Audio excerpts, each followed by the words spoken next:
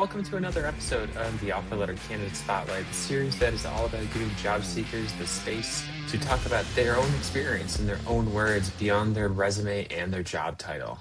Welcome to this week's episode. And this week we have Roy Elliott on the show. Roy, welcome to the show. Hey, how you doing, Brian? Good, thanks. And thanks for joining me. And for everybody that is meeting me or meeting you, Roy, for the first time, can you give them a quick background of who you are and some of the things that you've done in your career as well?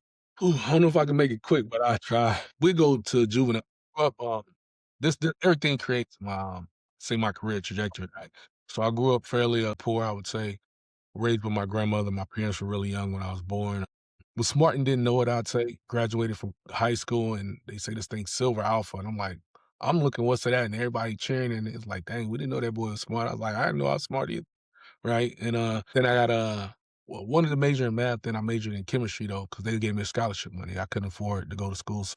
Majored in chemistry. I was chemistry pre-med initially, but then I liked chemistry so much, had summer interns, did those while I was in college. I was fortunate to have throughout my whole career, if I had those people, I call it angels that was looking out for me.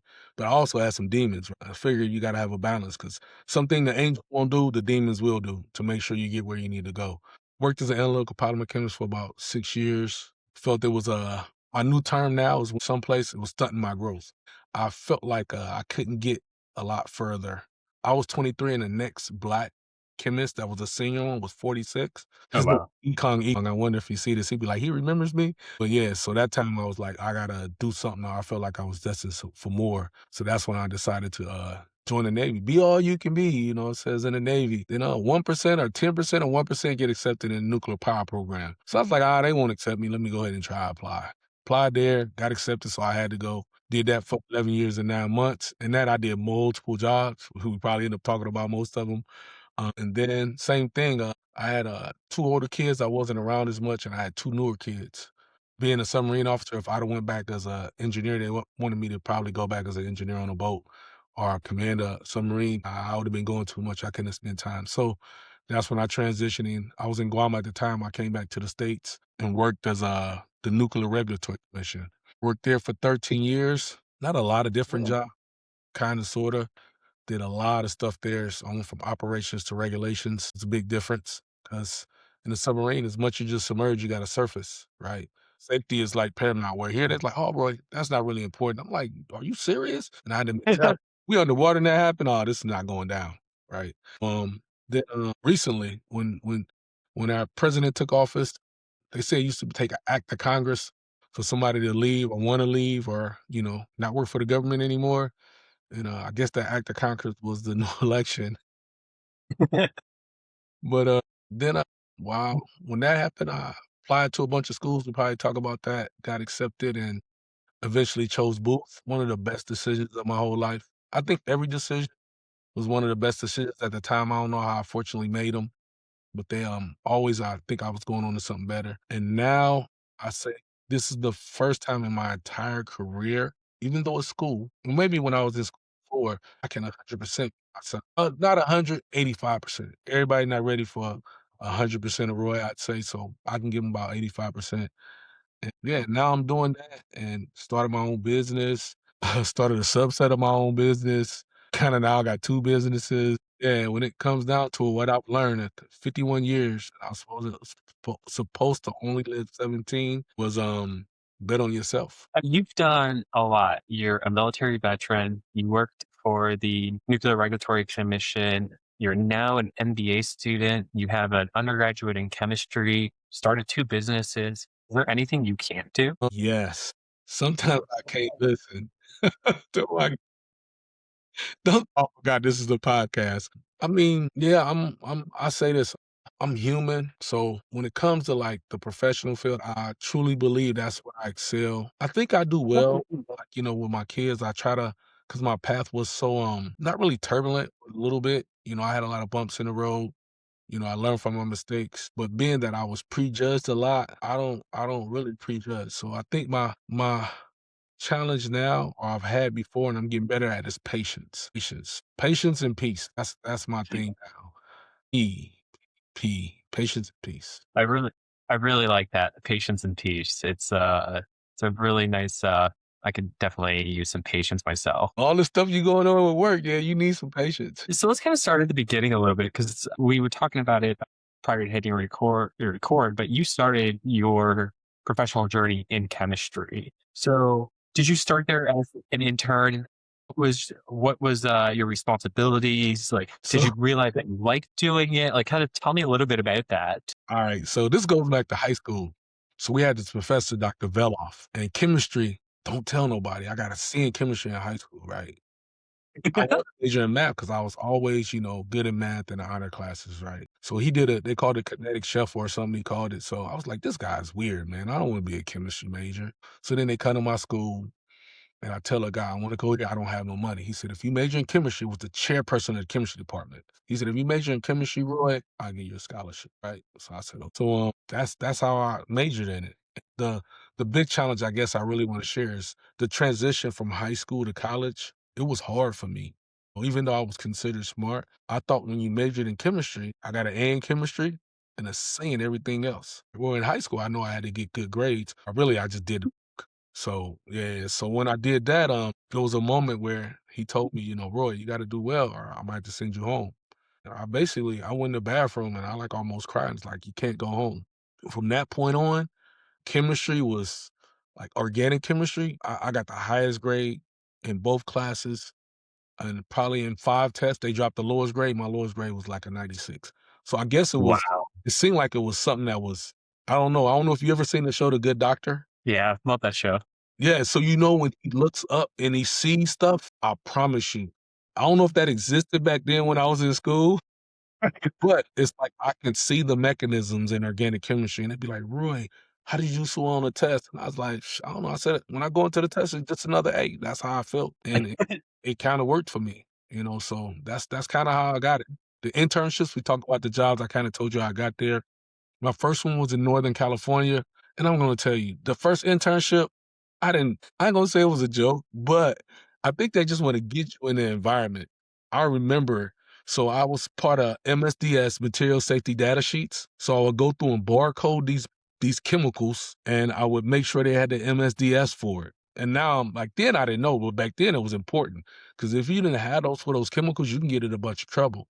You Yeah. gotta have that sheet that says, the safety, the specs of it, and that chemical that you're storing. The guy that hired me, he was used to go to my school, so he knew it was all about networking, and I'm learning that now it's come full circle. He, gave me his cell phone. It had a pager. The pager was about this big. And I used to carry the pager, and I thought I was the man, and then he had an old Motorola flip phone, and when I go to Oakland this was in Lawrence Livermore, it was Sandia National Labs. Then when I travel to Oakland, I had a phone, they'd be like, "Bro, you got a cell phone?" I'd be like, "Yeah," and I thought I was just so cool, man. I was 19 years old, man. Out there, I met, like, Refrigerator Perry, Dishman and Duncan. These is all professional football players. Jason Kidd, Gary Payton. My brother's uncle, I say it was my uncle, that's a long story, a separate side note, he would take me to these things that I meet all these people. And then after that, I was like, I had so much fun. I'm like, man, chemistry and the environment was fun. So then my next internship, I had a Hercules Incorporated in Wilmington, Delaware. And then when I had that summer intern, I would go back during Christmas break because, I was poor. So I would go do that. And Christmas break, summer, Christmas break, they ended up hiring me when I got done. Yep. And then you spent 6 years there at that same company, or did you switch around a little bit? So I spent 6 years there when I first came on. So when I go talk to my kids at school, they do, your career day. I've had careers. Now I got 4. I wasn't even getting my executive MBA then, but so that one I worked in pulp and paper. So this is a good story. I know you like stories, Brian, so I'll tell you. So the story is when I get around, I'm just gonna say a bunch of females, right? I have a bunch of sisters. I got 5 sisters and 1 brother. And then I got a bunch of female cousins. So we're all together. They say, "Oh, Roy, what was you doing when you was a chemist?" And I said, "Well, I worked in pulp and paper." So I said, I made chemicals that go in Bounty to make it the quicker picker upper, pa- chemicals that go in toilet paper, bathroom tissue, whatever you want to call it, right? To make it so it has not too much wet strength because you want to be able to flush it with enough dry strength for you guys. And they're like, "What do you mean?" I said, "Do you want it ripping? Because you wipe more than I do. I only wipe, when I do number 2. And I told him my grandmother grew up poor, but there's one thing we always kept in our household. Can you guess what it was? I'm gonna go with TP. Charmin TP. So Charmin is very specific, right? Yeah, yeah. So, you get the discount and all of that. So my joke would be like, I say, women are very particular. Like if and I ain't gonna lie, I'm black. So I say black women, they don't, and the house is Charmin or Northern is some of that good toilet paper because you're using that all the time. So, that was my thing. So I did that. I was in the lab, did a little scale up to Syracuse, New York for one of the products that I created. And, did that for a while, but then, when it was coming to raises time a little bit, I would see, like, my raise might not be much as somebody that just started getting hired. So I started, talking to people. I can talk to anybody I feel like, and I tell you, "Oh, yeah, that was a good raise. Mine was this. What was yours?" I'm like, "Yeah, I got 2.8." He's like, or no, I say, "What was yours?" He'd be like, "Yeah, that 3.5 was good." And I'll be like, "Well, I got 2.8, and I did the scale up. How does that work?" And so, as it transitioned more when I was there, for 2 years, I became the president of the Hercules African American Network. So that was like, in companies they have I guess the groups and stuff like that. So they was just kind of starting those. This was in 97, 98, 99. And then, It's story. pretty forward thinking already, like, because I feel like more companies only started doing this in the mid, like, 2010s. I don't feel Yeah, like a whole lot of companies started to do that no. So, yeah, so they started doing it, and, first I was the vice president, but they was like, "Roy, you're so young, you got a lot of energy, I'm so hyper." It's like, "Will you do it?" I said, "I guess I'll do it." So while we were doing it, we were teaching the 7 habits of effective people. So I had to do a topic first, and then we pick other people to do topics. So that book, I'll tell you a story about that. The first part of that book I literally have it right there. people say again? I have that book right there. Oh, so that's why I don't judge people, I'd say, because if you remember the first part of that book, it talks about the guy on the train, and it's, the kids are doing messing with the papers and stuff like that. And then everybody's like, get your kids. I'm exaggerating a little bit. And then he looks up and is like, well, what's wrong with him? And it's like, well, can you control your kids? What's wrong? And it's like, my wife just passed away. I don't know what I'm gonna do.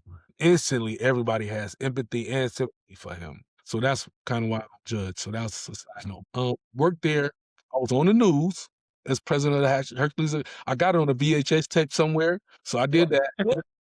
When I was there, President Biden, which was Senator Biden at the time, he had came and I met him during that time because I was in Wilmington, Delaware. So he was the senator of Delaware. So that was kind of cool. Another side note, back to when I was in school, I met another person that ran for president. I used to go to these men's retreats. I went to a HBCU, Morgan State University. And I didn't notice at the time. And, you grew up as a black person, you wanna be Democratic. But as I got older, it's like, it depends on what party I like in the person. But, he's, Dr. Ben Carson. So we used to go. Yeah, so he helped. When I graduated from, college, I got accepted to 2 medical schools. I didn't have the money to apply, so Johns Hopkins and St. Louis U. So deferred my entry, but again, I like chemistry so much, I just did chemistry. But he had helped me prepare to, get accepted to these schools. So, did that, and the next guy, when I was Hercules African American Network, I was 23 at the time when I decided to leave, and the next guy, he was 46. So I left maybe 3 years after that. But when I was 23 and he was 46 and he was a senior chemist, and I just, like, man, I gotta wait. And it's money. Like, even though I grew up poor, I probably was making maybe 55,000 at the time, and he was probably making 80,000 maybe. And I just felt like I'm twice my life. That's as far as I wanna get. And look, I'm a young guy, so I wasn't thinking about inflation and all that, thinking, even then, again, decided to join the Navy, all you can be, sitting at home and I just had my first kid. My daughter was born in 2000. So that's when I was deciding to join the Navy. I had surgery on my back, so I was like, know if I could join or not. So then, applied, went to DC, did these interviews, met with the admiral. Of course, he brings up, you get 2 minutes with him. He said, "Well, your first semester, you only got, A and all Cs." What was the problem? I said, "The transition." I said, "Just like here." He said, "You're older than most of the guys." I was 26 at the time. And I told him, I said, "Well, just like now," I said, "I do what I gotta do to get what I need to get done." I said, "If you look after that, I never got all A's in the B, all A's in the C, all A's in the B. I never got more than one other letter grade than an A." And So they accepted me, and then I joined the nuclear power pipeline. So that's my from chemist to I guess from college to chemist to the nuclear background. Yeah, starting anyway. So, how was the transition going into the military, from civilian life? How did that feel? Like, did you start there as an officer as well? Yes, yes. I know I couldn't have went in as an enlisted person because the difference in, I guess not really treatment, but, sometimes how they talk to them, and as a young guy, and I was, a rambunctious kid, I'd say. I was mischievous in some words. Yeah, I probably couldn't have survived, as an enlisted. So going as an officer, you go in as a leader. Well, I went to officer candidate school. And excuse me. Yeah, the transition. So when I was in college, I pledged a fraternity. So, we join a fraternity, and when you join you have a lot of stuff you got to do. So them saying, I gotta, they did little things where we dressed the same and stuff. So to me it was like a smaller scale or a larger scale of that, right? I'm in this organization, and I'm trying to bond and be part of this organization, but then when people are coming in and they're shaving their heads off and cutting girls, I'm like, man, it was a female, and I remember, she had like locks, curly locks, and they just buzzed her stuff off, so that was a shock. The transitioning was just being it's like a organization that you're trying to belong, where in a civilian, I didn't have to really, it was not really for self, but you work together with there. It's like depending on everybody because we had to do drill, we marched together, we slept together, you know, in a sense, but it was being part of something big, I'd say. So it was different, but like I think I've always been fortunate enough that I could assimilate well in any environment that I get in. And you're definitely bigger than you're joining something that is significantly larger, right? Yes, you could say you were part of a fraternity, right? But like you are now part of the US Navy, right? Like it is I would have never thought, like, ever. Like, growing up, when I would have never thought Navy, but then when I got there and I'm putting that uniform on, and just it's a sense of pride, sense of ownership. yeah. Yeah, and then I'm about to be a submarine guy. Like, most people are scared of that. And at first I was a little, I wouldn't say afraid, but 'cause I'm not claustrophobic, but, I got people tell me black people don't own subs. I guess I'd be the first one then.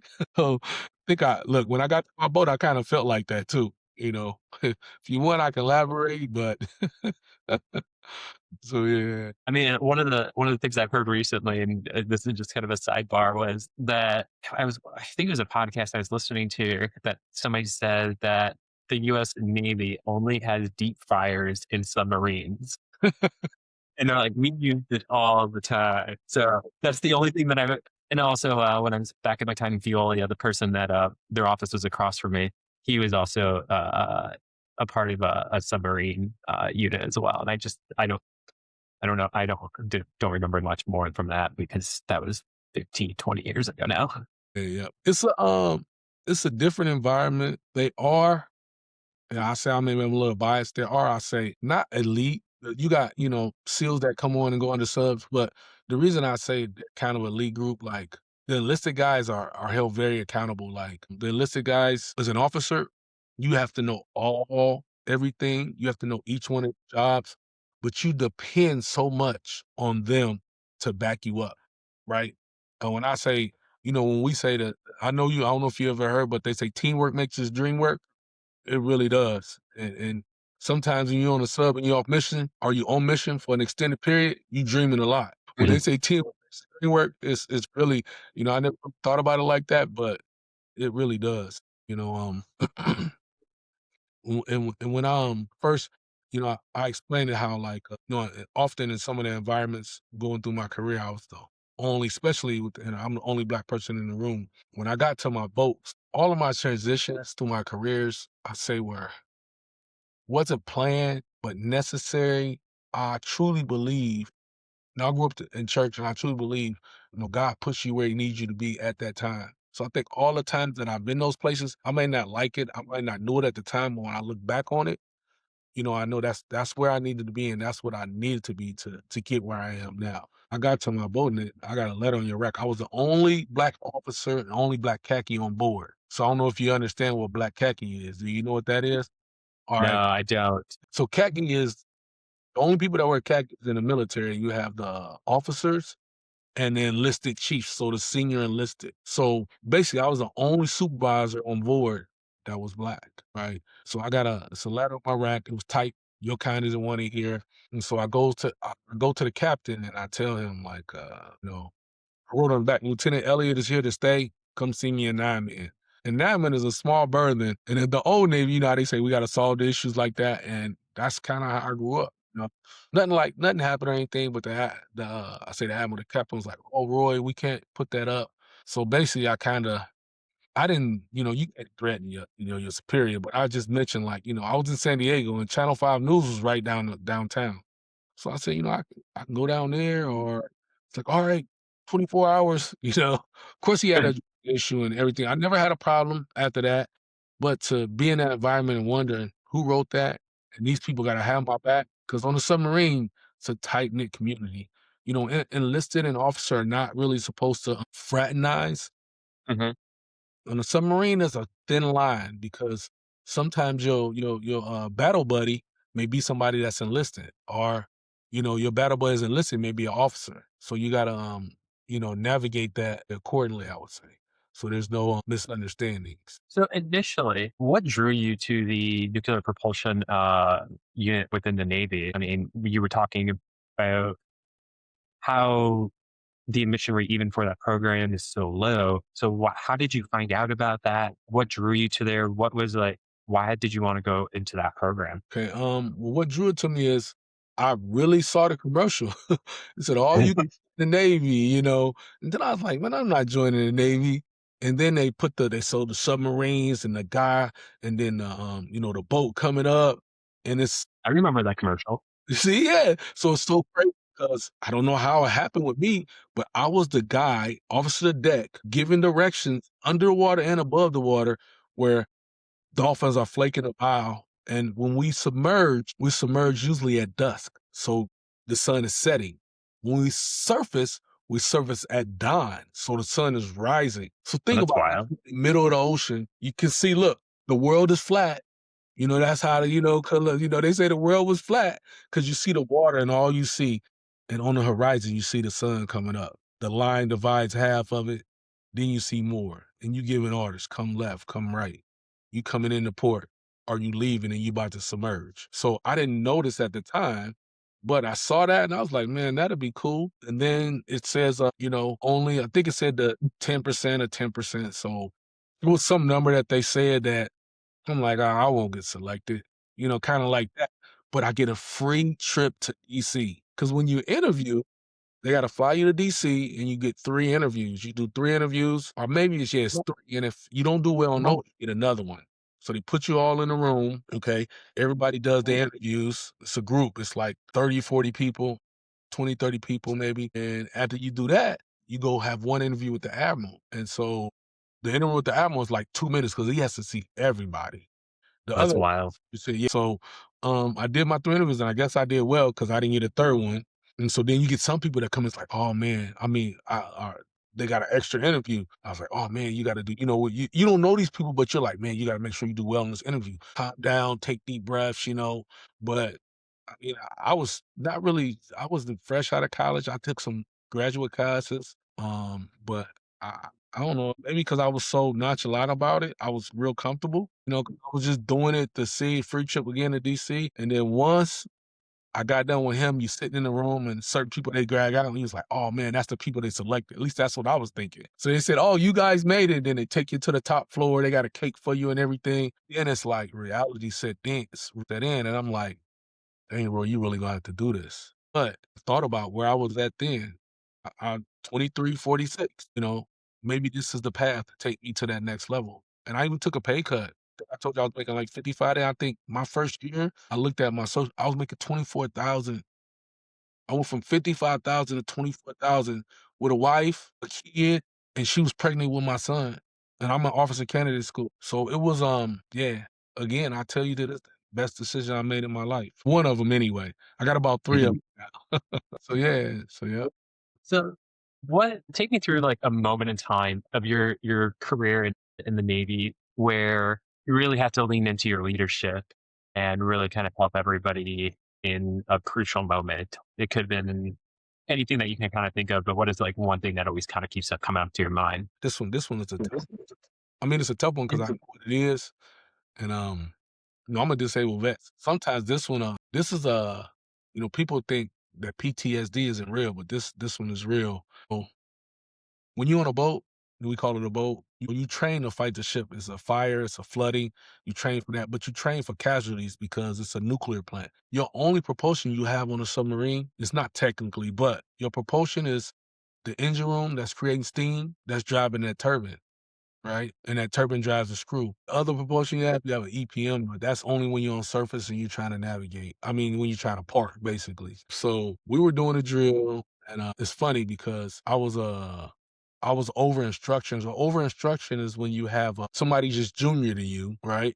And you're basically making sure they're doing what they're supposed to do to fight the casualty because they're in training. So you're qualified, they're in training, trying to get their quals. And they trip us a main steam root valve. I remember it. So main steam root valve. So it's the main steam root isolation valve to supply the steam coming from the steam generator to supply the turbine, right? So when you do that, it basically, how do you say it? You cut one off and you're good. And so then when you recover, you got to make sure you call the right side. And somehow they end up tripping the wrong one. So now we have no steam.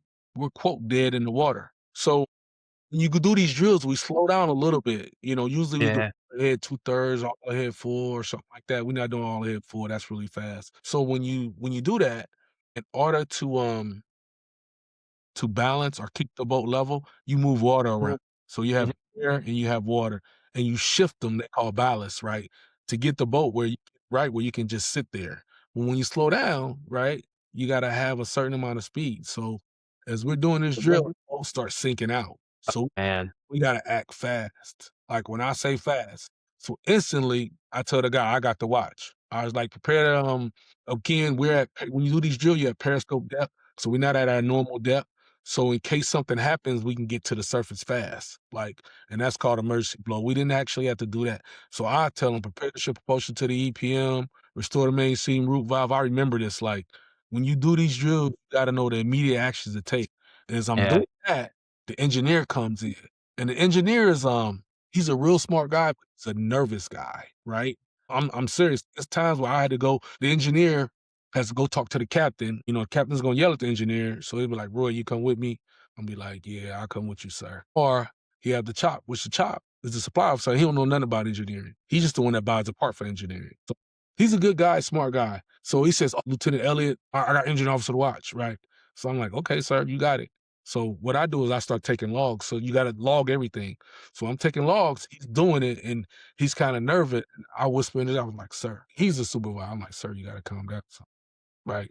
And he looks at me, and I think he wants to say something. Then he goes back. He starts giving the orders. And I was like, I got the logs. We had the other guy go in the back. So basically, long story short, we get steam back up. We get propulsion. But one time I can say my life probably flashed before my eyes. That's probably like the third time. When I grew up, I've been close to people that got as close as that picture is, I was close to somebody like that that got shot in the back of the head. Yes, yeah, I've been in some other strange situations where, might not made it. So that's why I say I wasn't supposed to live just the way I grew up past 17. And now I'm 51. That's 3 times my life expectancy. So every day I feel like it's a blessing. They say, Roy, when you get up, why you got so much energy in the morning? So I don't know. I mean, I guess I'm happy to be alive, I guess. But yeah, that time during then, I got some other times, but that was a time where, it's times where I feel like, depending on what's going on, I have a dream about that. So that was one of them times where, yeah, yeah, yeah. They haven't, if you look, I don't think we've ever, it's only 2 times I think the Thresher there was another submarine, if you Google it, so they only lost, during wartime, and then one other time they lost submarine, but, those, we're, higher percentage of submarines that stay in operation until they decommission. so in that situation, what was your biggest learning moment being in that situation? Biggest learning moment, say, remain calm and, been taught it, you've been practicing it all this time. Just do what you're taught.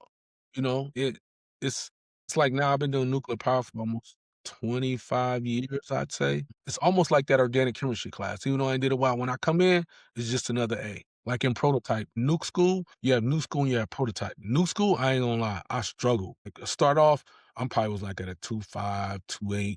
And then as I got used to it and I'm having that epiphany of how all these systems go together, I get better. But then when we got in the plant, during the plant when we was in prototype, when they say when you stood to watch for it, you was just so calm. I said, because y'all taught me everything I need to know. You try to anticipate, things. Don't anticipate. Wait and see, and use your background to respond. Because it's a casualty. So you got to that if you think and you think in the wrong direction, it's almost like, I'm analytical. So it's like if you're right here in the middle, it's okay. But if you're thinking about it and you're thinking over here, then you got to travel all the way to the other side to solve the issue. So stay in the middle and then pick your side, right? And then you got these other people to help you. Yeah, I mean, that point of where you were saying try to stay calm to your superior, right? Makes a really good point, right? Like the moment you get too frustrated or too like if you're swaying your emotions, like you can't think clearly anymore. Nope, sure can't. And then, when I was in prototype, they was saying that it's like, Roy, man, you just are like on the boat. From that incident, after that, we do what's called a ORS. And this is when you work up, they basically testing your operational readiness. I forget what else it is, but it's making sure you can be able to be deployed. And so they picked me and it's like, oh, Roy, we want you to be the engineer officer to watch. I said, well, y'all know I'm not gonna be nice. I'm gonna be mean, in a sense. But I was stern with the guy, but they value me. Like when we was in port, it's called ship's duty officer. So they got me a little plaque, not a plaque, but you have a sign that has SDO if you ship's duty officer red. So they put one like mine that was like a Superman thing and put SDO, right? Because every time like a senior officer, like the web or something got relieved, they had Yeah. me in because I can step in the middle and catch up. Usually some people, oh, help me do this, help me do that, da, da, da, da, right? But I can step in and catch up and I'm calm about it, and I tell people, I said, "If you come to me and you do tag outs for dangers and stuff," and I tell them, "If you come to me and stuff isn't ready, Imma send you to the back of the line. I'm not gonna sit here and argue with you about it, yell at you and all of that." But some officers, "Yo, you know better." I just be like, "You already know." They'd be like, "Oh, Lieutenant Elliott is officer next, so we gotta make sure we got our." I said, "But you should do that all the time anyway." So, yeah, yeah, yeah. So, yeah. Man, that was some good times. I mean, I learned like, as far as leadership, it pushes it in perspective, especially when you have the incident we have as far as life's on the line. That was a zero tolerance environment. As much as you submerge, you wanna surface, and if that don't happen, lives get lost. So to be in an environment and to be able to, lead people in that environment, um, you know, it takes a lot, but, it gives a lot too. You know what I mean? People depend on you, and then Yeah. I did it during Iraqi freedom. You talk about was it ever some things, when we first started that, you might have not wanted to do or not used to, like, there's times our boat shot Tomahawks. We was on mission and shot Tomahawks during that time, so you know, sometimes do you believe in that? Do we joke, "Oh, push the button, push the damn button," or something like that. But, I mean, that's what you signed up for, right? And is it good for the greater good? I mean, I don't know. That's what I signed up for. It You made a really good point. One of my high school friends, when he enlisted, goes, "You will never understand how far you can push yourself mentally and physically when you're told your life is on the line." And he came back from boot camp and he goes, "Man, I have never pushed myself so physically further." He goes, "I know there's going to be more." He also served in Iraqi freedom as well. And he was just telling me how far he would push himself in there. Yeah, and see, you think about it, you pushing yourself there, not really life or death, but it's like they train you to be in those type of environments. Like, as an officer candidate school, we got trained by drill instructors. So it was like Oh, Marine wow. Corps training, right? And I don't share this with anybody, so don't be telling everybody, Brian, but my nickname was Potty Body, right? And the reason why is every time we drilling, I don't know why, maybe I got a small bladder, we be drilling, and I raise my hand, and after about, like, 4 weeks, they'll be like, "Go, Lieutenant." I mean, "Go, Elliott." So I had to run to the bathroom and come back, so I earned that name because, but it's I would go to like, I couldn't like the last, when I say I'm running to the bathroom, as a guy, I'm like, I'm barely making it. we call them poopy suits. So sometimes we was in these overalls. So when I get there, I gotta always zip, always pull my stuff. Like I wait to the last minute. And then when you're on a boat, I tell people this. So we are the days on the boat are 18-hour days. Wow. So you do 6 on watch, you do 6 off, right? And then you do the 6 off, you may have some training in between there, you get to eat if you want, if you have time to eat. Because when you're on watch, you got collateral duties, like you might be the DCA, damage control assistant, or reactor controls assistant. So you're managing, you gotta watch your personnel, your enlisted guys do the work, so you gotta supervise that. And then you're supposed to get 6 hours in the rack. But most of the time you may be in Iraq, and if your division is doing some work, hey, to the Elliott, I need you to sign this paperwork. So you rolling over, can't sign it without not looking at it, right? Rolling over, and sometimes you got to sit up and go in the ward room, start to sleep, look at the paperwork, check it, and then you're good. It's definitely it's a great environment to be a leader, especially for the enlisted guys, I say, to grow up. Luckily, I was like I said, I was 26 when I joined, so I got a little more respect because you get some junior officers that's just gonna be honest, thick up the butts type dudes, and they don't know how to lead, so it's new. So, but by the time they get done, they do. But initially, they get in there, they're officers, so they feel like and you have some chiefs that's senior that's been there a while, and they have to bring them down. Where I didn't have that problem too much because I was already older, and I think some of the challenges I had in my career as far as, organizational challenges, I'd say, it taught me to navigate. And that book you say you got behind, man, that book, if I met Steven, I heard his son wrote a book for teenagers, Oh, but really? yeah, I yeah. didn't know that.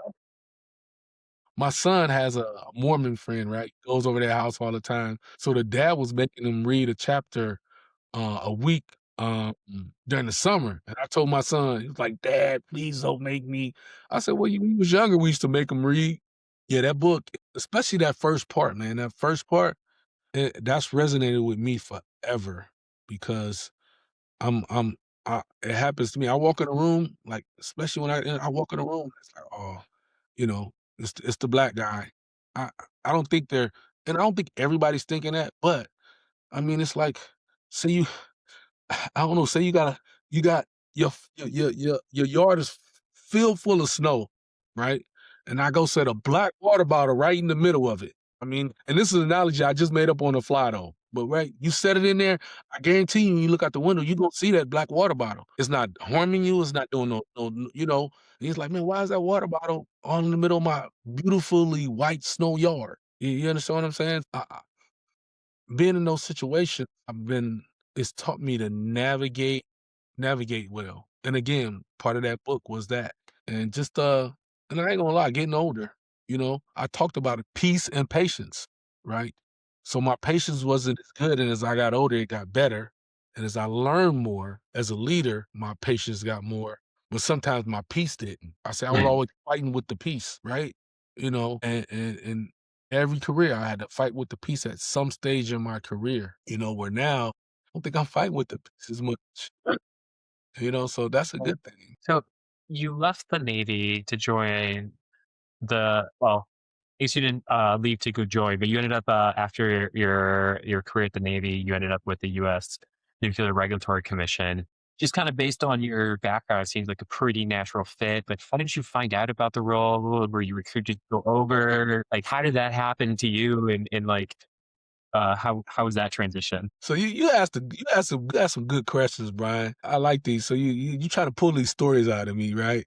So the way that happened. So again, Ben, if I would have stayed in the Navy, actually just a submarine officer, I would have been on a Mhm. you track where you become like either a eng, a weapons officer, or a navigator. The weapons officer, I didn't want to do that. The eng, I would have wanted to more do that because I was an assistant eng while I was on boat.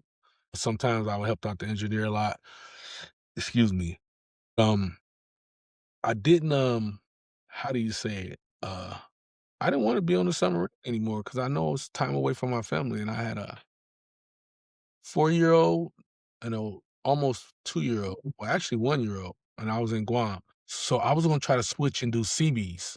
to put it in perspective, my 2 older kids are 25 and 24 now, so they were, like, 9 and 10. They came and stayed with me while I was out in Guam for the summer and stuff, and then, I enjoyed that. I think that's probably part of the reason why I was like, "Yeah, I gotta get out." So I was gonna try to switch to being a Seabees, but some people might not like this, but they say once a nuke, always a nuke. So if you're a nuke, it's not a lot of us. So if you're a nuke, they usually don't want you to transfer communities. So I was kinda trying to do that. At the time, I was a flag 8 for an admiral, and he said he'll, what does he call it? He said he'll, was endorse me trying to transfer shit to another community. So while I was doing that, I was thinking about getting out, and then they do a rent a nuke, buy a nuke. So the rent a nuke is you stay in, every year you get like a bonus. At the time, I think it was like 15,000, right? Every year. Where if you buy a nuke, right, you set a 5-year contract and you get a $30,000 bonus every year, right? Yeah, yeah, yeah. So that's telling you like we like they need us. Mhm. We're very I guess valuable, but my thing was like that 30,000 and the time, like, man, there's some weeks that I probably did 70 or 80 hours. When you're on a boat, I told you it's 12-hour days. Time kind of go past fast because you're fighting the ship, you're training and stuff. But when I'm in port, every 3 days, I'm standing watch 24 hours, and sometimes we go out 2 weeks, 3 weeks at a time, then come in. So I'm like, what can I do? And I was just looking for jobs. And this crazy thing about that, this is how bibulous I was when I became a nuclear submarine officer, knowing about nukes and all that.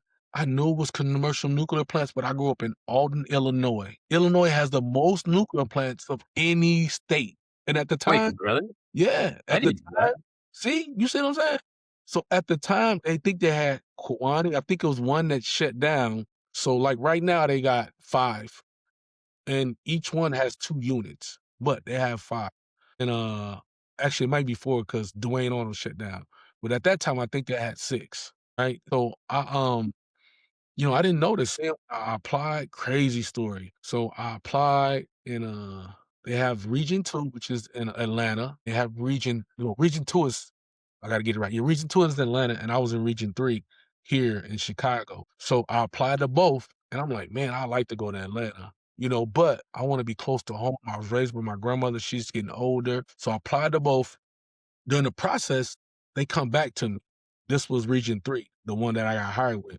And I was like, "Oh, you don't have an engineering degree," because I was chemistry pre-med. And I'm like, "Yeah." They said, "We saw you took a bunch of engineering courses. Can you send us your transcript or whatever?" I said, "I already sent it, I thought," right? Because they get an unofficial. I got official sent.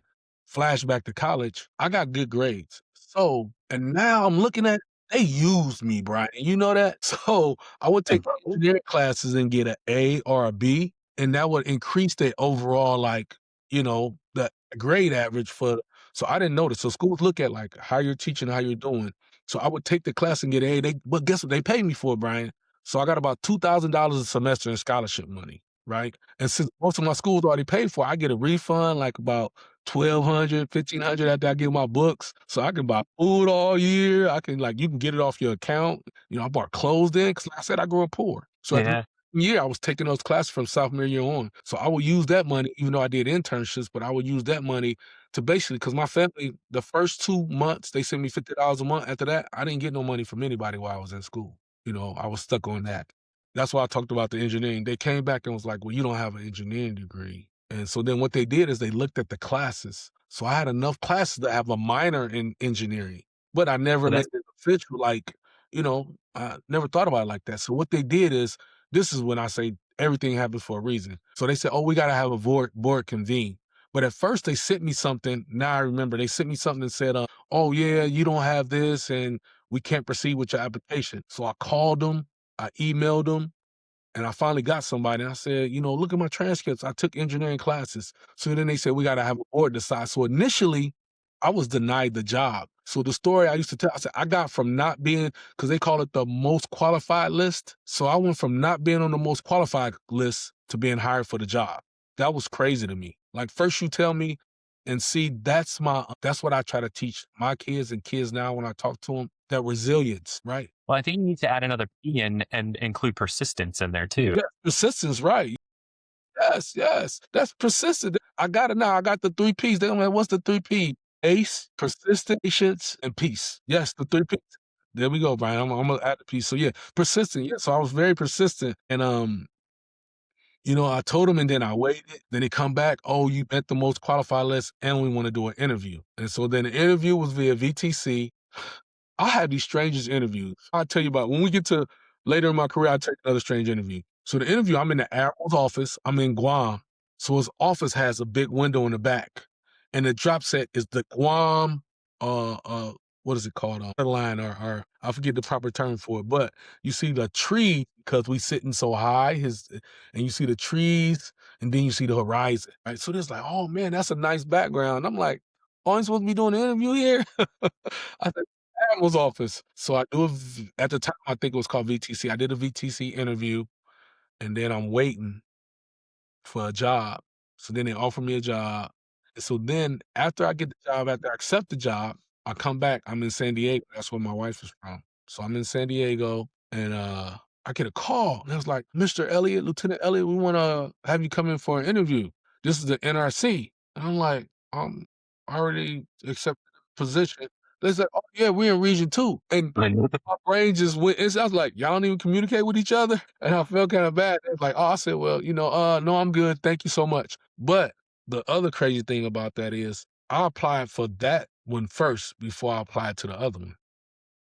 And then the other thing is they never called me and say I didn't meet the qualifications. So it was at the time it was really weird to me, as I think about it. So I'm wondering, like, I don't know what's going on behind the scene. Maybe they looked at a board that certified me, but I guess Yeah. I already accepted the position there. So that's kind of how it happened. Big picture is um wanted to spend more time with the family. And again, how it happens with me, Brian, one of the best decisions I made in my life. Again, I don't know how that keep happening, Brian. So then, at your role at the NRC, talk us through a little bit of some of the things that you'd be looking for. Talk about like some of the things that you did, how it was how it was different from your time in the Navy. Obviously, we know the stakes are a lot higher in the Navy as well. But what were some of the big takeaways you had there? The first thing is you can't just tell somebody what to do and they got to do it, right? And look, and the good thing is I wasn't a supervisor. So I went from being a supervisor to having to lead, not a supervisor. So my story I tell now, I kind of didn't tell it, when we started off. But I said one of my pictures, I said, so I started off in as an analytical polymer chemist and as a nuclear submarine officer, where I led by authority. So it's authoritative leadership. But then when I transitioned to the Nuclear Regulatory Commission, I led by influence. So you have to be able to influence. So I led by authority for 12, 15 years. Then I led by influence for 13 years. So once you have both, your leadership skills I think they're good. I'm not a perfect leader, but when you can both, I said, what am I missing? So that's why I get my executive MBA. So I feel like once I had those, I kind of complete, like if it was 3 parts of a pie. Yeah. As a nuclear regulatory commission first, doing inspections. So as an officer, this was good because as an officer, remember I told you got to watch the enlisted guy do the work.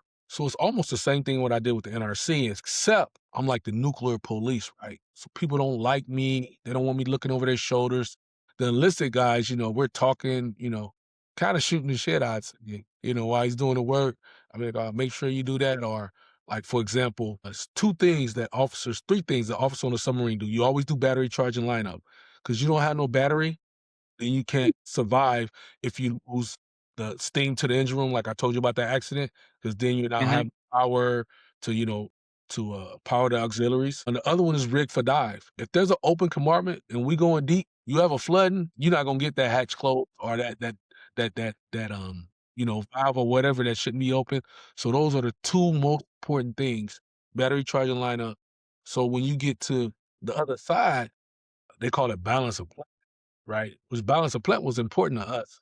We operate at different levels of power in the Navy. In the civilian world, they're always at 100% unless you're trying to do some maintenance. So that's the main difference. And balance of plant, it really don't matter. We worried they call it ECCS systems, right? So these are the emergency systems, emergency core cooling systems. These are the systems in case there's an accident or that basically protects the plant, right? You have high pressure and low pressure systems. So high pressure, the plant is at a high pressure, so you want to try to cool it at high pressure. And then when you lower the pressure or depressurize, then you have these systems where you could push water in to keep it cool. Right? So we had similar systems. It was very similar, but it was different.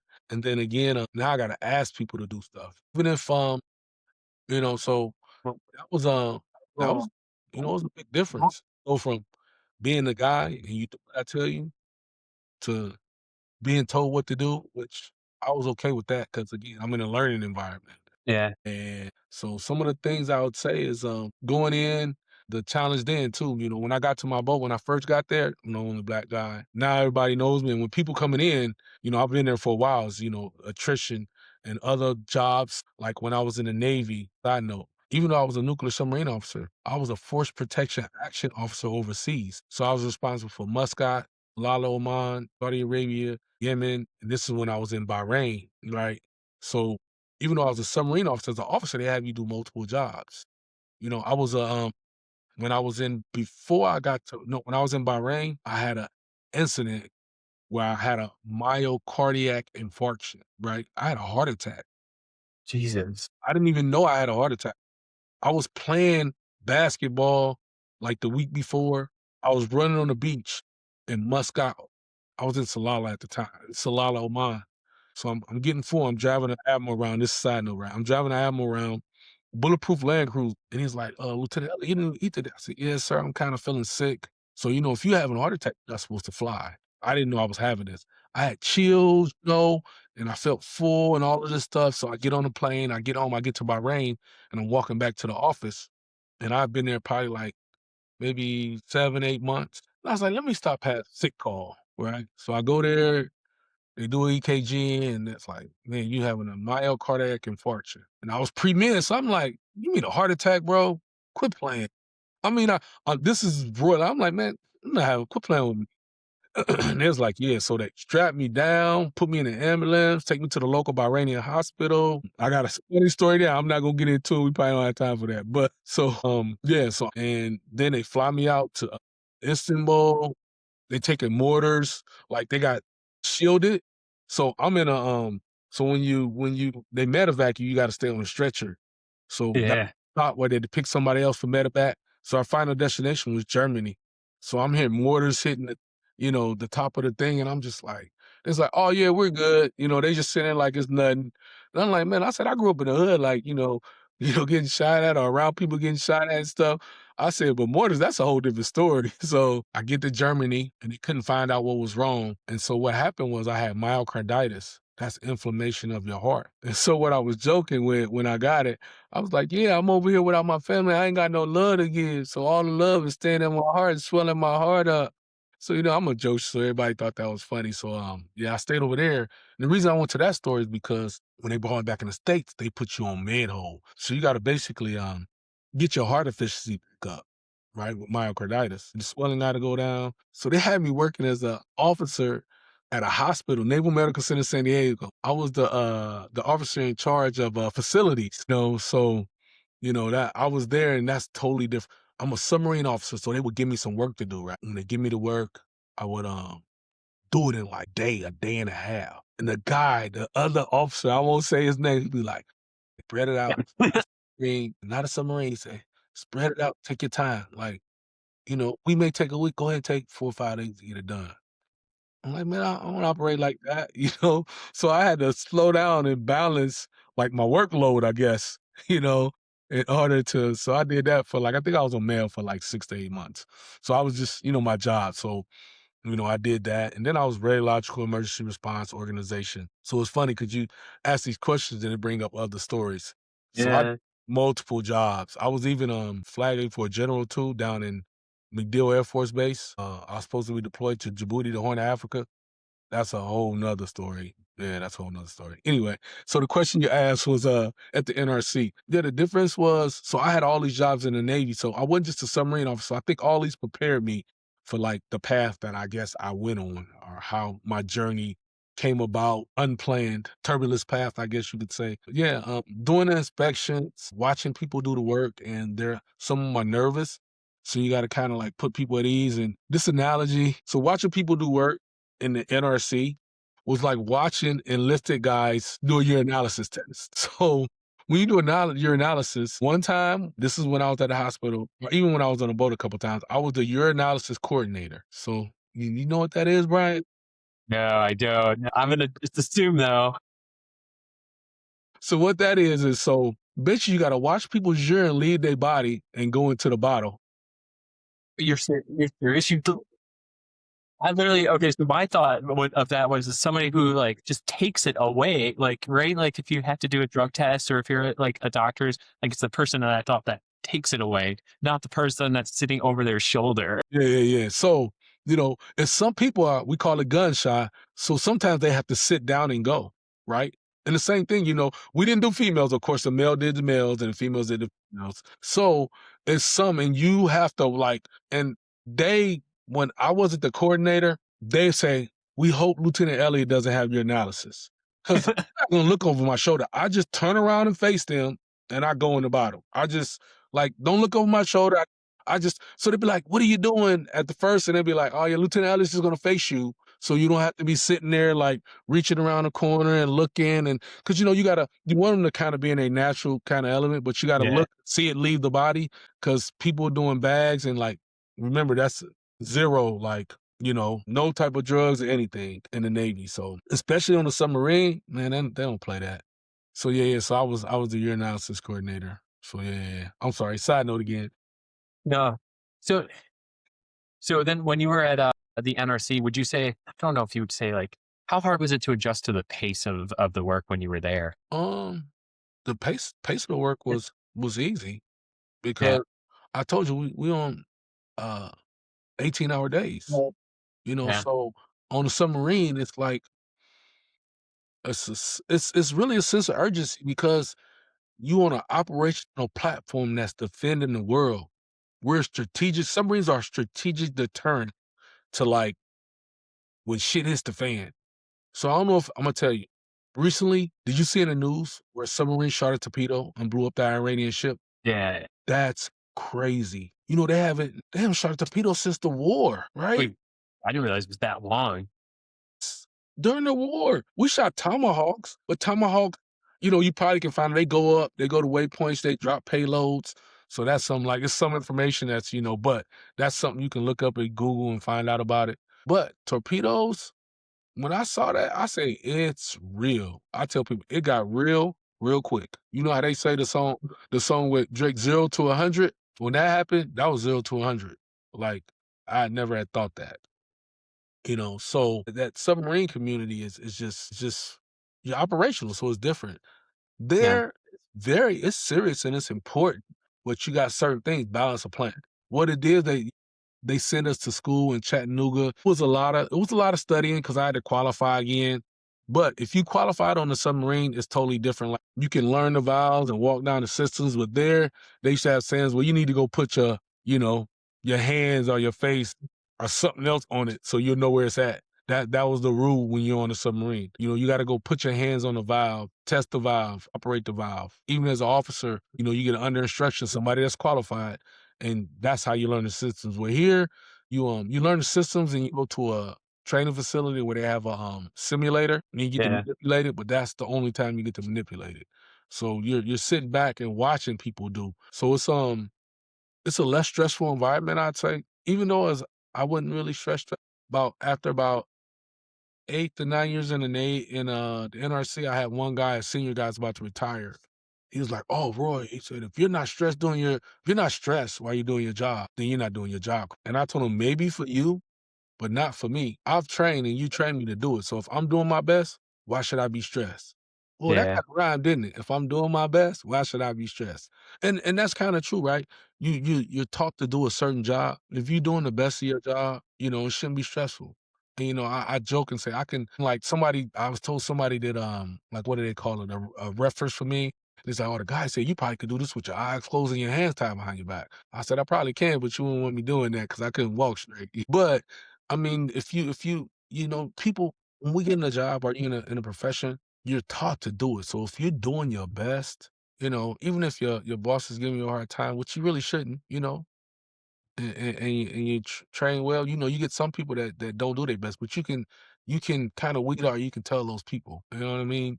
So yeah, this doing the job was different. It was I like the respect that I got because often I'll be the only black person in the room and they don't know who I am.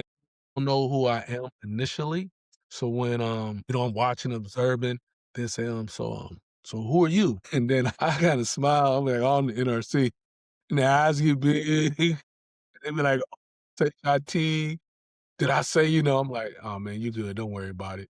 But it's times too where I'm sitting in the room and I'm listening. And I'll say that's when the NRC trained me. Like in the Navy, it's loud environments and or the Yeah. sub on the boat, but I can sit and listen to 2 or 3 conversations going on, and I'll be like, "Oh, you said such and such," because it's during an outage, or I'm sitting in some meetings and they talk about a bunch of things, and I could pick out that thing that's of interest. So that's one thing I say, being in the NRC, it taught me to sit there and listen or look at stuff and find something. Always tell somebody, "You leave me in a room long enough, Imma find something wrong," because that's just what we do. So I'm sitting there waiting to do an inspection or something, and the guy be sitting there and I'm la la la la la. I was like, hold up, this don't got enough screws in it. Next thing it may not be a finding, but they're writing an incident report. And then one time I did that and they try to make a not a mockery of it. And I found one more, like in 2 or 3 days, I found some stuff.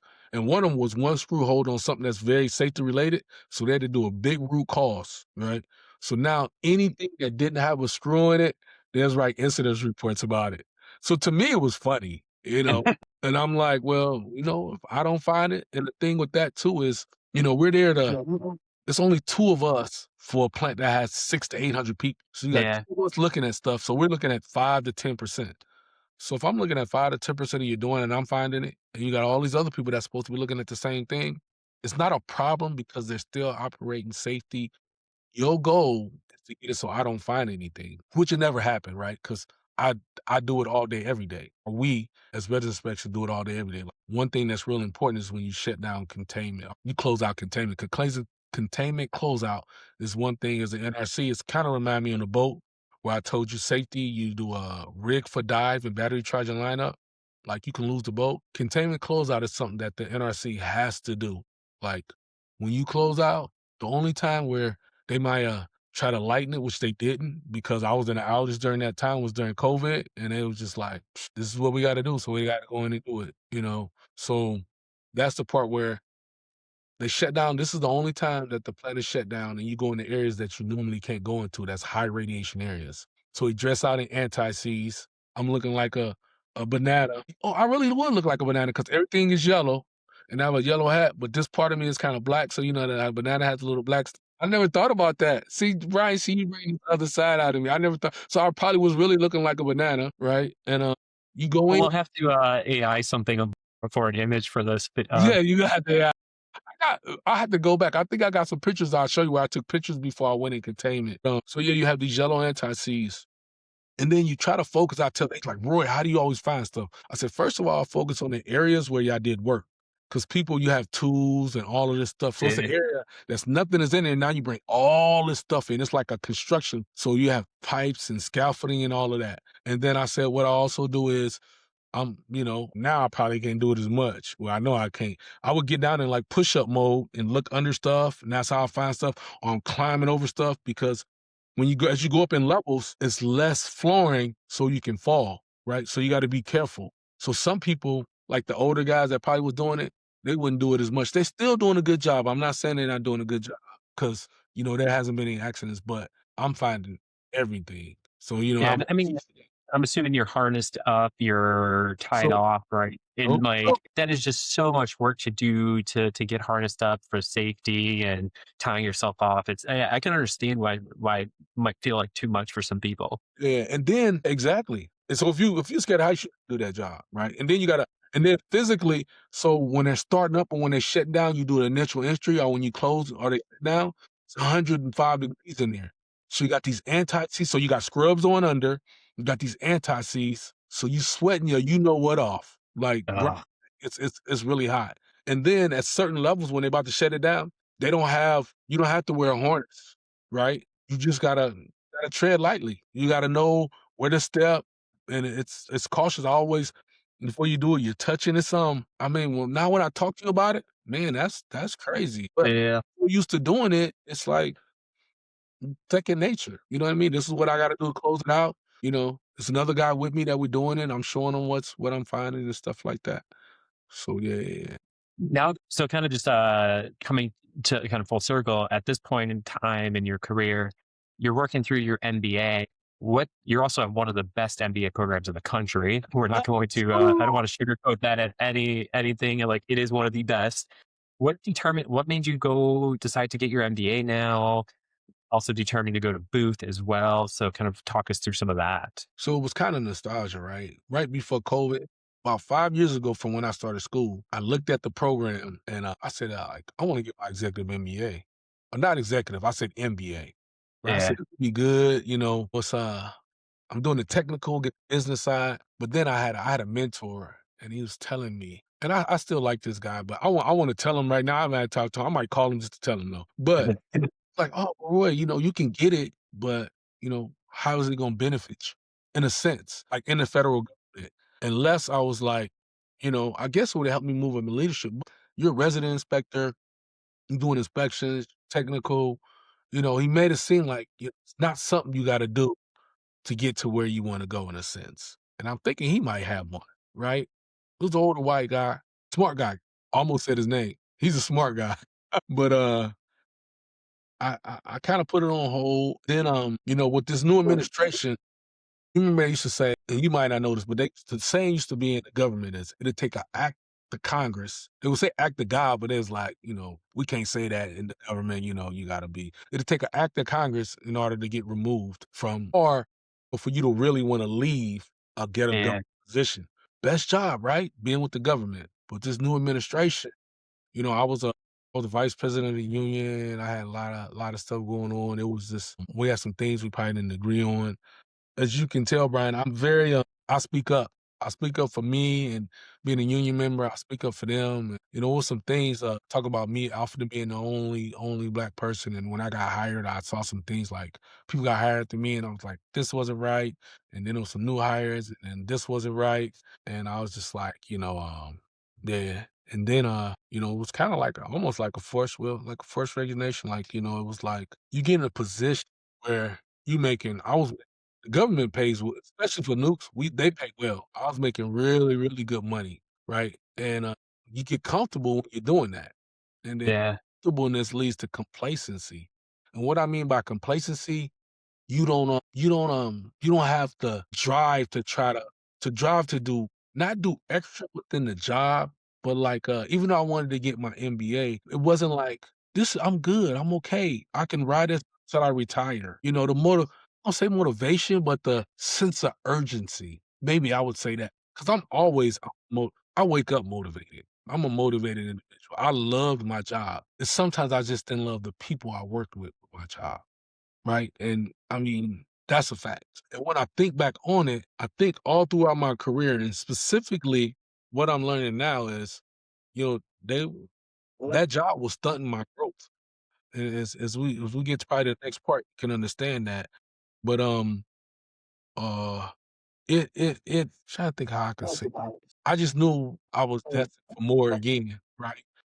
When I get out of the job, right, I'm sitting in the basement, I'm like, oh, SHIT, what am I gonna do? I'm a disabled veteran. I still got income, but I'm like, what's the next? And this takes me back to I told you when I went in that bathroom that first semester and I like can't go back home. This Yeah. one of those moments where I was like, man, you can't falter, you can't fail. I gotta find out what's next. So I call this the lab. I say I was in the lab. The chemist it always started off in the lab. So I was in the lab. I applied to 8 schools, got accepted to 7. The A school asked for a 3rd interview. I'll tell you who that is. It was Kellogg. I'm just gonna be honest, that's Booth Driver. They asked for a 3rd interview, but I was feeling like if you didn't get what you needed to get, and Yeah. I got accepted to Duke, Michigan, Duke Fuqua, Michigan Ross, UCLA, University of Texas McComb, Marshall University. Now you apply to NIU first because they was right in Naperville. So I started applying before, I left my job. It was Naperville. I figured I can go there. And listen, one thing about the whole process, man, I didn't know it was so many nice people in the world. I'm serious. And I know, everybody's not bad, but, the challenges in my jobs and my career and stuff like that, everybody was so nice. When I say everybody, even this is one lady I never, she worked for Washoe, and she said, "Boy, I'm over here petting ponies and hugging babies for you." And Brian, it made me feel so good. Yeah. Duke, the lady at Duke, I ain't gonna say her name, but she told me, she was telling me, "Oh, we start school in this time," and I was like, "Well, I can go to here for free, with my GI Bill and then the scholarship money." And she told me she said, "I can get you 20,000 right now." And I told her, "That's 23 more thousand that I have to pay." And she said, "Yeah, money talks." She said, "If I had more time, I can convene a board, but I'm allowed to offer you 20. The board I have to decide for the other 23." I said, Wow. "You starting school late." And she was just like, "Yeah, I understand." She said, "I understand it's the money." I said, "Yeah, why am I gonna pay, that when I can go to another school for free?" UCLA was a full ride. University of Michigan gave me a $30,000 scholarship. And my sister teased me. She said, "Roy, you just collecting acceptance ladders." No, I mean, the people that's in school with me, I know. I cannot believe that they said this is the only school they applied to. I said, "You don't like options?" I said, "I guess I grew up with 2 pair of shoes." I know everybody that grew up poor had 2 pair of shoes, church shoes and tennis shoes. And that's really what I had. Then, as I got older, I probably got more because the parents got more money or whatever. But I needed options. And then how I selected, you said, so that was first how I chose, right? Got accepted. I went to these programs. So I went to Kellogg. So initially I wanted to go to somewhere warm because I'm in Chicago. So I wanted to go to UCLA, University of Michigan Ross got an LA campus, and then Kellogg got Miami campus. I didn't know that. Yeah, so I visited all those. I'm using my own money, flying out, right, visiting these campuses. Because to me, it's a big investment, right? Even though a lot of my school is going to be paid for, or I'm getting scholarship money, I always feel like scholarship money, they paying me to study, so I'm working for it. Yeah. After I get the letters, thinking about it, so go to California. I go see UCLA while I was out there. I went to see University of Michigan Ross, the LA campus. Man, I say test drive the program. I had fun, met good people. The people that I met during that process, I still talk to. The people I met at NIU, I still talk to. It's funny, the Kellogg people, I don't still talk to. I was just saying, I think about the ones I met down there, the Washoe people down in St. Louis, Washoe, I still talk to, right? But I went out there and coming back. So think about it. You have class usually every other weekend. All these are in person. The Executive MBA is in person classes. Yeah. Every other weekend at some schools, you go through, it may be Friday and Saturday. Like ours is Thursday, Friday, Saturday. So I'm thinking, okay, that's cool. I get a flight. I get to fly. I can build up my miles. I go somewhere warm. I get stranded coming back from California. And, my wife's from out there. So I go down and see my mother-in-law, spend some time with her. Look, I take her, she's older, so I drive her around, go fill her gas up at Costco, have fun. She cooks good Filipino food for me. She made me some adobo while I was there and some lumpia. So, I have fun. So then I'm at the airport. My flight didn't get delayed again, so I had to stay all night. Oh, that's Like SHIT. Then I get routed through Atlanta, and I had a direct flight, SHIT. So then I get back home, it was an experience. I enjoyed it, right? So then they had booth at it in midday. And the midday I wasn't gonna go. It was a Friday or something. I forget what it was. And I was like, they take you on a boat, like the boat tour, you do all this stuff, and it's a student that got admitted. I go to this a midday. Donnie Chu and Adam, those are the 2 guys I blame me for why I'm going to booth. There's other people there, so I can say their names because those are my friends. So I'm here at the midday and I'm meeting the people. So then I met this lady and she was talking to me and I forget who it was, but she worked in DEI type stuff. And she asked me, "So how does it feel to be the only Black person?" And I remember saying she worked in DEI and I almost felt offended. I said, "I'm used." But then I remember she wrote down, I said, "I'm used to it." I said, "My job, I'm in a room with 50, 60 people shutting down a nuclear plant. The white woman, an Indian guy, and Roy the Black guy, right?" And she just asked me that. I guess I don't know, she was curious because she's DEI and she wanted to know, she didn't see any other black people there. We know it's other black people that's in that cohort of 200, right? So, when I'm there, it's like, "Oh, Roy," it's like these people barely know me, but it's like, "Oh, Roy, you gotta come here because 'cause I'm being myself, I'm being Roy, right? I'm giving them about 40, 50% of Roy. By the time we get to the end of the day, they get about 70% of Roy." And Johnny's like, "Oh, you better go here." And then I told Johnny, I said, "Johnny, you don't tell me where I'm gonna go." Harvard grad, so he come from Harvard to go here. And he's like, "You don't tell me." I said, "I'll make a decision on my own." And he's like, "Oh, I'm sorry, I'm sorry." Johnny Chu, he's an Asian person, I think. Yeah, so he is right. So then Adam was like, "Yeah, Roy, you gotta go here, man. We're gonna have fun in the program." And then I told him, I said, "I'm on the fence right now." My right now I was on the fence. It was UCLA, University of Michigan, Ross. And then I was thinking about Olin because I could drive down there and my family is down there and I could see my grandma when I go to school, but they wasn't somewhere warm, right? So as I'm sitting on the fence, they're pulling me this way. I don't know. So I told them by the time I left there, I got one leg dangling on the booth side. Like I'm particular about it. So then as I get at home and I contact them and University of Michigan was giving me a scholarship. I'm like, "Can y'all give me a scholarship?" And it's like, "Well, since you have a VA and yellow ribbon, it has to all go toward the tuition, so we can't really give you one." So I said, "Well, Michigan's giving it to me and theirs the same way." So I send them the paperwork and I show them.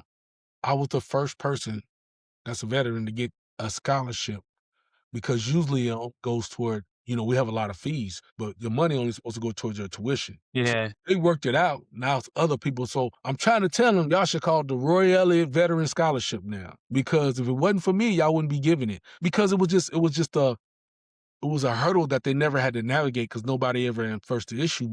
Like, I went to undergrad, thank God, I think I had a loan my first semester for 2,500, but at that, I was all paid for. So I got these other schools, and now I'm not working right now. I'm like, I'm poor. I need all of this to be paid for, or at least Yeah. most of it. I can get a loan. So as I did that, they come back and they say, "Oh, we'll work on it, Roy. We'll try to work on it for you."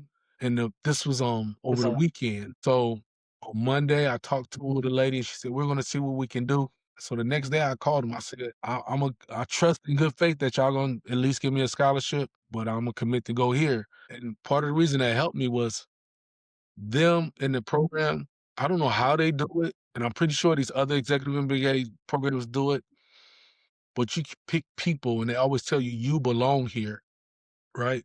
Like when you first start the program, all of y'all belong. You were selected, all of you belong. And I don't know how they do it, but like I just from that one day, I felt like this is for me. And that's why I say it came full circle. 5 years ago, I was in that same building, Gleacher Center, like having a lunch, looking at the program, seeing if I wanted to go there. 5 years later, I'm back here and I got accepted. So, and then again, I didn't heard this about 3 times, Brian. One of the best decisions that I made in my whole life. Again, how does that keep happening, man? So I'm kind of looking at the time here. We're at like an hour and a half of recording. Ain't know that. Y- Yeah, so it's looking at that. So kind of looking at what you're going for next in your career. Do you have an idea of what you want to do? You have 2 businesses started and stuff already. Are you looking to grow those? Are you looking to go back into the to corporate or go to corporate? Or are you looking to stay in the government? Kind of what is next for you? So I really do, know, to go back into corporate because I feel like with my background, I add so much value. Like I'm a zero tolerance, and just being on the operational side to the regulatory side, and then getting the business part. Yeah, Told my whole class, "I'm gonna be a superhero." And it's like, "Roy, we wanna be superheroes too." I said, "Well, get on board. Y'all can be a superhero too." So if you ask the class when we graduate what we're gonna be superheroes. Because I told you I led by authority, then I led by influence, and then I'm getting the business side, so that completes it. So what I would like to do now since I have my own business, I can start doing contracting.